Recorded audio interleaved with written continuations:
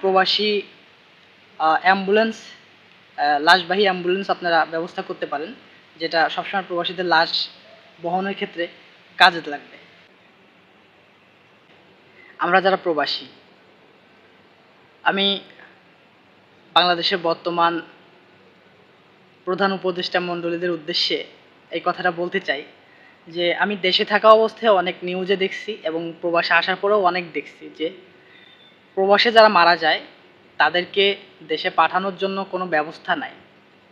এই দ্বার থেকে ও দ্বার, ও প্রান্ত থেকে ও প্রান্ত ঘোরাফেরা করতে করতে একটা লাশ প্রবাসের মাটিতে 20-25 দিন বা 1 মাস পর্যন্ত থেকে যায়।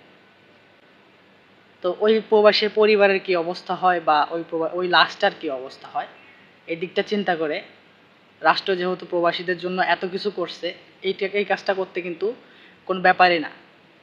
আমি তাদেরকে উদ্দেশ্য করে একটা কথা বলতে চাই, সেটা হচ্ছে আপনারা এমন একটা সিস্টেম চালু করুন যেন একটা প্রবাসের মাটিতে মারা গেলে তার লাশটা 2 থেকে 3 দিনের মধ্যে তার পরিবারের কাছে পৌঁছে যায়।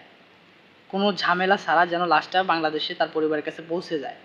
এবং রাষ্ট্রীয়ভাবে, যেহেতু একজন প্রবাসী একজন রেমিটেন্স যোদ্ধা, রাষ্ট্রের অর্থনৈতিক চাকা ঘোরানোর কাজে সাহায্য করে, সো রাষ্ট্রীয়ভাবে তাকে, আমি মনে করি যে তাকে রাষ্ট্রীয় সম্মাননার সাথে দাফন কাফন করা উচিত।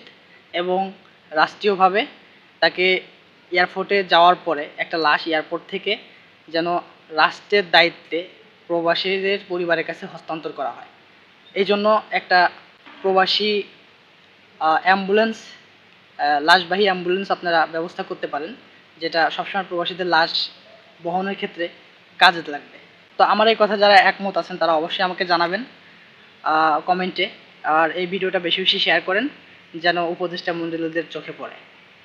তো খুদা হাফেজ, সবাই ভালো থাকবেন। একটা কথাই বলবো, যদি ছোট হিসাবে কারো কাছে কোনো অন্যায় অপরাধ করে থাকি অবশ্যই মাফ করে দেবেন, কারণ আজ আছি কাল নাও থাকতে পারি। আল্লাহ হাফেজ।